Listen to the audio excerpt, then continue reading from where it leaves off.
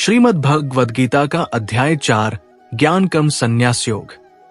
अध्याय 4 में भगवान श्री कृष्ण ने अर्जुन को ज्ञान और कर्म के बीच संतुलन के बारे में समझाया। इस अध्याय का मुख्य विषय ज्ञान और कर्म का समन्वय है।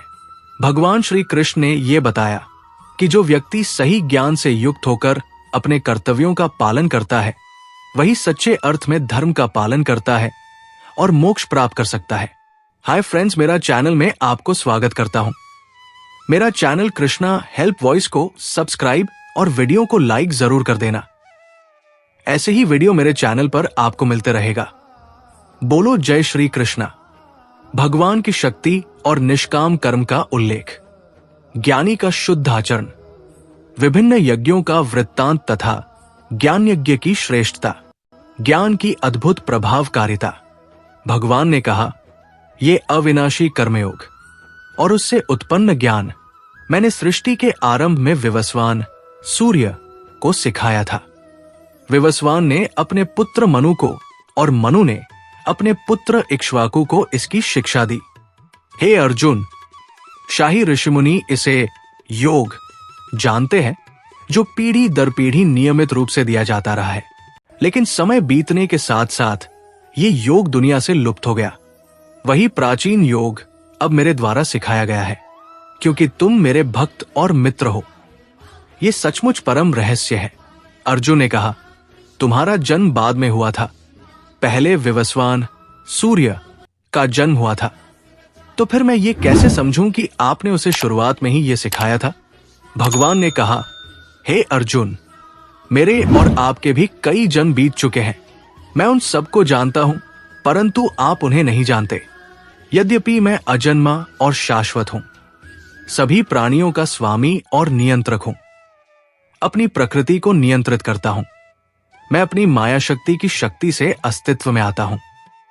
हे अर्जुन, जब जब धर्म का ह्रास और पाप का उदय होता है, तब तब मैं स्वयं प्रकट होता हूं। सज्जनों की रक्षा, दुष्टों के विनाश और धर्म की स्थापना के लिए मैं हर युग में जन्म लेता हूं।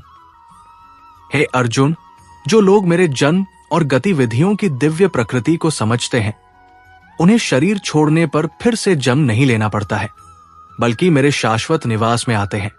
इच्छा, भय और घृणा से मुक्त, मुझ में लीन, मेरी शरण में आकर ज्ञान की तपस्या से शुद्ध हुए कई लोगों ने मुझे प्राप्त किया है। हे अर्जुन, कोई मुझे जिस भी रूप में खोजता है, मैं उसी रूप में उस तक पहुंचता हूं, क्योंकि सभी मानव जाति मेरे द्वारा उनके लिए निर्धारित मार्गों का अनुसरण कर रही है।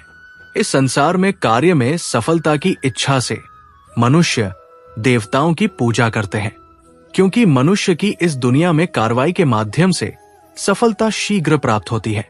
गुण और कर्म के विभाजन के अनुसार मेरे द्वारा 4 जातियां बनाई गई। यद्यपि मैं उनका रचयिता हूं, तो भी जानता हूं कि मैं न तो कुछ करता हूं और न बदलता हूं। कर्म मुझे कलंकित नहीं करते, न मैं कर्मों के फल की इच्छा रखता हूं। जो मुझे इस प्रकार जानता है, वो कर्म से बंधा नहीं है। इस प्रकार जानकर प्राचीन आध्यात्मिक जिज्ञासुओं ने कार्य किया। इसलिए तुम्हें वही इच्छारहित कर्म करना होगा जो पुराने समय में पूर्वजों ने किया था। क्रिया क्या है और क्रिया क्या नहीं है, इस विषय में तो बुद्धिमान लोग भी धोखा खा जाते हैं। मैं तुम्हें वो कर्म सिखाऊंगा जिसे जानकर तुम पाप से मुक्त हो जाओगे। कर्म की प्रकृति शास्त्रों द्वारा निर्दिष्ट और गलत कर्म शास्त्रों द्वारा निषिद्ध और अकर्म की प्रकृति को भी जानना चाहिए, क्योंकि कर्म का मार्ग गहरा और समझने में कठिन है। जो अकर्म में कर्म और कर्म में अकर्म देखता है, वही बुद्धिमान योगी मनुष्यों में सभी कर्मों का करता है, जिसके सभी कार्य इच्छा और इच्छा से मुक्त है। जिसके कर्म ज्ञान की अग्नि में जल गए हैं, उसे बुद्धिमान लोग ऋषि कहते हैं। जिसने कर्म के फल की आसक्ति छोड़ दी है, जो सदैव संतुष्ट रहता है, जो किसी भी चीज पर निर्भर नहीं रहता, कर्म लगा रहने पर भी वास्तव में कुछ नहीं करता।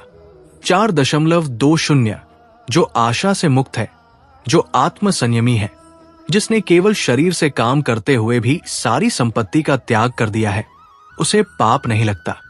जो कुछ भी उसे बिना प्रयास के मिलता है उसी में संतुष्ट रहता है, विरोधियों की पीड़ा से मुक्त होता है, द्वेष से मुक्त होता है, सफलता और विफलता में संतुलित होता है।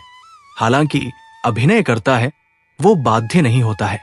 जो मनुष्य आसक्ति से रहित है, जो मुक्त है, जिसका मन ज्ञान में स्थित है, उसका त्याग की भावना से किया गया सारा कर्म नष्ट हो जाता है। आहुति ब्रह्मा है, प्रसाद ब्रह्मा है, यज्ञ ब्रह्मा है, और कर्म में तल्लीनता से जो ब्रह्मा है, ब्रह्मा ही उसे यज्ञ द्वारा प्राप्त होगा। कुछ योगी केवल देवताओं से संबंधित यज्ञ करते हैं, अन्य स्वयं जीव को ब्रह्मा के साथ जोड़कर जीव को ब्रह्मा की अग्नि में आहुति देते हैं। अन्य लोग श्रवणेंद्रिय आदि इंद्रियों को इंद्रिय संयम की अग्नि में होम करते हैं, और कुछ अन्य लोग ध्वनि आदि इंद्रिय विषयों को इंद्रिय संयम की अग्नि में होम करते हैं। अन्य लोग ज्ञान द्वारा प्रकाशित आत्म संयम के योग की अग्नि में इंद्रियों के सभी कार्यों और महत्वपूर्ण ऊर्जा प्राण के कार्यों का बलिदान करते हैं।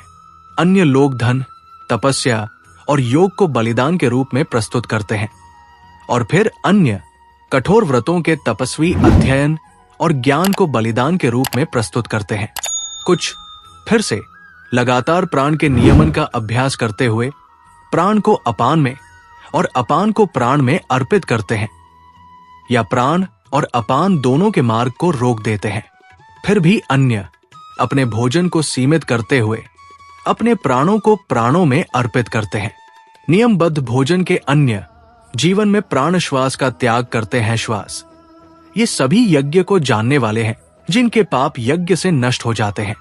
जो लोग यज्ञ के अवशेष को, जो अमृत है, खाते हैं, वे सनातन ब्रह्मा को प्राप्त होते हैं। त्याग न करने वाले के लिए तो ये संसार भी नहीं है, फिर उसे उच्चतर लोक कैसे प्राप्त हो सकता है? इस प्रकार वेदों में यज्ञ के विभिन्न रूप फैले हुए हैं। उन सबको कर्म से उत्पन्न जानो। इस प्रकार जानकर तुम मुक्त हो जाओगे। हे शत्रुओं को भस्म करने वाले, वस्तुओं द्वारा किए जाने वाले यज्ञ से ज्ञान यज्ञ श्रेष्ठ है। हे अर्जुन, सभी क्रियाएं अपनी संपूर्णता में ज्ञान में परिणत होती है। उस ज्ञान को दीर्घ साष्टांग प्रणाम, प्रश्न और गुरु की सेवा से जानो। जिन ऋषियों ने सत्य को जान लिया है, वे तुम्हें उस ज्ञान की शिक्षा देंगे। हे अर्जुन, इस ज्ञान को प्राप्त करने के बाद आप फिर से भ्रमित नहीं होंगे, और इस ज्ञान के द्वारा आप सभी प्राणियों को अपने आप में और मुझ में भी देखेंगे। यदि आप सभी पापियों में सबसे अधिक पापी हैं, तो भी आप ज्ञान के बेड़े से सभी पापों को पार कर जाएंगे। हे अर्जुन, जिस प्रकार प्रज्वलित अग्नि लकड़ी को जलाकर राख कर देती है, उसी प्रकार ज्ञान की अग्नि सभी कर्मों को नष्ट कर देती है। सचमुच इस संसार में ज्ञान के समान पवित्र कुछ भी नहीं है। जो निष्काम कर्म में पारंगत हो जाता है, वो उचित समय पर आत्मा में ही उस ज्ञान को पा लेता है। आस्थावान व्यक्ति ज्ञान को अपना सर्वोच्च लक्ष्य मानकर इंद्रियों को वश में करके आत्मा का ज्ञान प्राप्त करता है, और उसे प्राप्त कर शाश्वत शांति का आनंद लेता है। परंतु अज्ञानी मनुष्य, अविश्वासी मनुष्य, संदेह करने वाला मनुष्य विनाश को प्राप्त होता है। संदेह करने वाले व्यक्ति के लिए न तो इस लोक में और न ही परलोक में कोई सुख है। अर्जुन, जिसने योग के द्वारा कर्मफल का समर्पण कर दिया है, ज्ञान के द्वारा जिसके संदेह दूर हो गए हैं, और जो आत्मा में दृढ़ हो गया है, उस मनुष्य को कर्म बंधन में नहीं बांधते। इसलिए ज्ञान की तलवार से हृदय में निवास कर रहे आत्मविषयक अज्ञान से उत्पन्न संदेह को काट डालो और योग का आश्रय लो। उठो हे अर्जुन। तो फ्रेंड्स, श्रीमद् भागवत गीता सार पार्ट 5 को देखने के लिए मेरे चैनल कृष्णा हेल्प वॉइस को सब्सक्राइब और वीडियो को लाइक, कमेंट, शेयर जरूर कर देना। जय श्री कृष्णा।